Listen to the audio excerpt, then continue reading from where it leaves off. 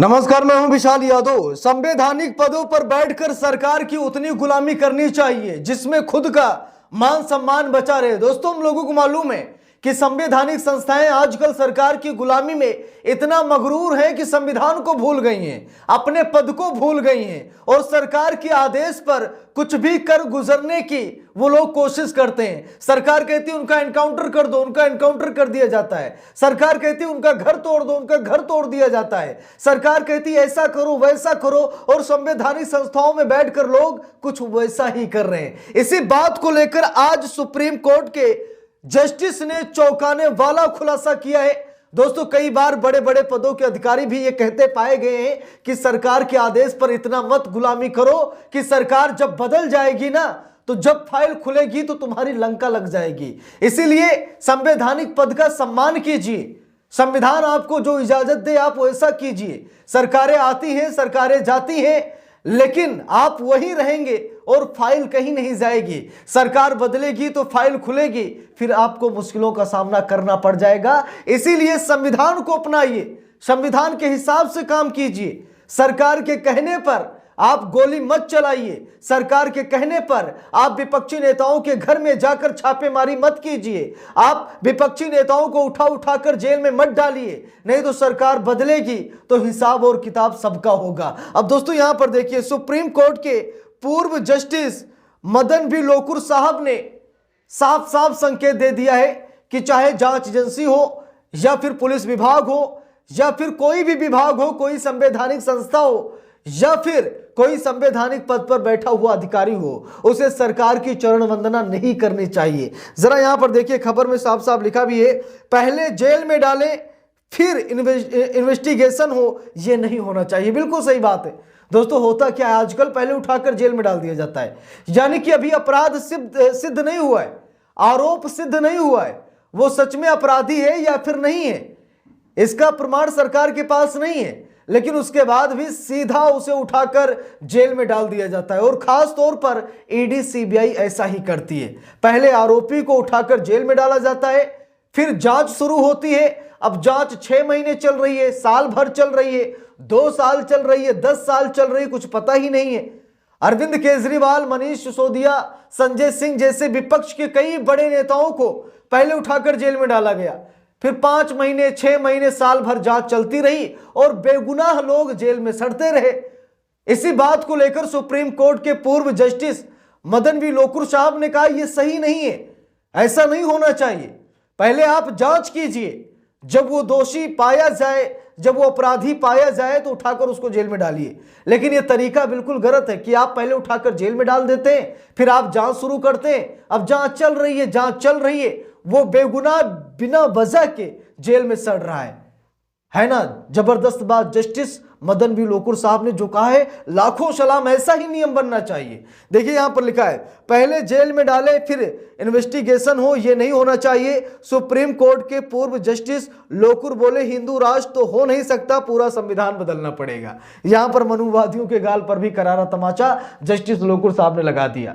Justice Lokur साहब ने कहा कि भाई हिंदू राष्ट्र भारत कभी नहीं होगा।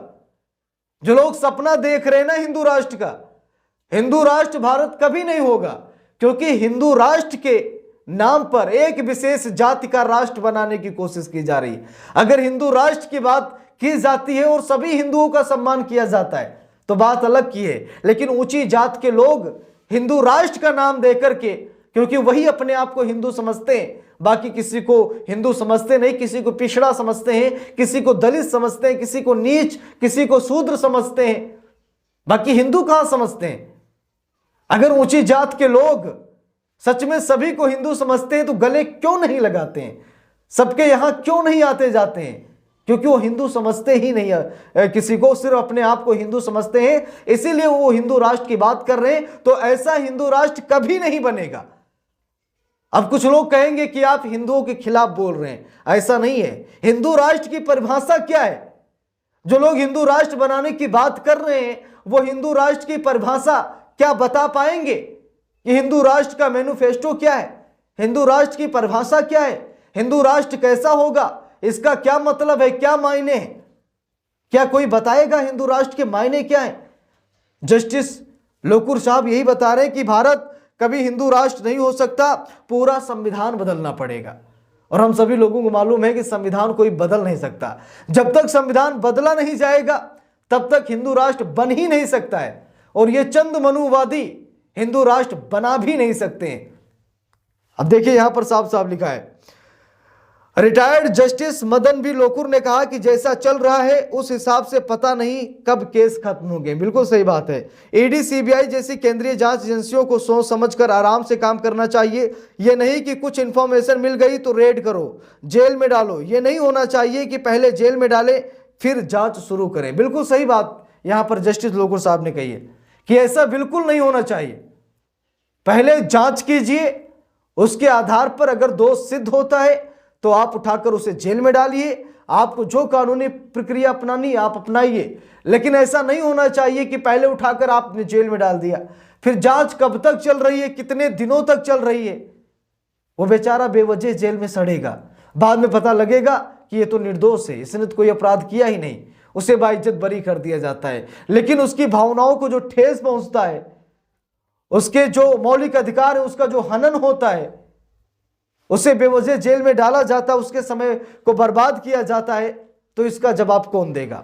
इसीलिए जस्टिस लोकुर साहब जो कुछ भी कह रहे हैं बिल्कुल सही कह रहे हैं कि जांच एजेंसियों को, पुलिसिया विभाग को या फिर संवैधानिक संस्थाओं को सरकार के हिसाब से नहीं बल्कि संविधान के हिसाब से चलना चाहिए। उन्हें आराम से सोच समझकर किसी पर एक्शन लेना चाहिए। ऐसा नहीं कि बस सरकारी आदेश आ गया, जाओ वहां पर रेड मारनी है, अपना बोरी बिस्तर उठाए निकल पड़े रेड मारने के लिए, रेड मारी, गिरफ्तार कर लिए, जेल में डाल दिए। जब जांच हुई तो पता लगा, साल 2 साल बाद पता लगा कि ये तो निर्दोष है, तो इससे क्या फायदा है कि नहीं। इसीलिए संवैधानिक पदों पर बैठे हुए लोगों को सोच समझकर काम करना चाहिए। सरकार की गुलामी नहीं करनी चाहिए। सरकारें आती हैं जाती हैं, लेकिन आप शायद वहीं रहेंगे, आप नहीं रहेंगे तो फाइल वहीं पड़ी रहेगी, और जब कभी सरकार बदलेगी तो आपको मुसीबतों का सामना करना पड़ेगा। इसीलिए संविधान को अपनाइए, बाबा साहब के बनाए गए रास्ते पर चलिए, आप तरक्की जरूर करेंगे। बाकी सरकार तो अपने वोट बैंक की राजनीति करती है। जहां उसे लगता है कि यहां से हमारे वोट बैंक का नुकसान हो रहा है, चलो उसको उठा लो, उसको जेल में डाल दो, ऐसा कर दो, वैसा कर दो, देश भर की धाराएं लगवा दी जाती हैं। तो बात यह है कि सुप्रीम कोर्ट है न्याय दिलाने के लिए, सुप्रीम कोर्ट है देश की खस्ता हालत को समझने के लिए, सुप्रीम कोर्ट के जस्टिस हैं जो समझ रहे हैं कि कैसे लोग क्या कर रहे हैं। इसीलिए जो अधिकारी कुछ गलत कर रहे हैं या फिर सरकार के बड़े ही निकट हैं, सरकार के आदेश पर काम कर रहे हैं, उन्हें समझना चाहिए, सोचना चाहिए कि किसी को भी बेवजह परेशान ना किया जाए। तो इस पूरे मामले पर आप लोगों की क्या राय है कमेंट करके जरूर बताइएगा। वीडियो को लाइक शेयर, अगर चैनल पर नए हैं सब्सक्राइब करके सपोर्ट कीजिएगा। मिलते हैं दूसरी वीडियो में, तब तक के लिए बहुत बहुत धन्यवाद।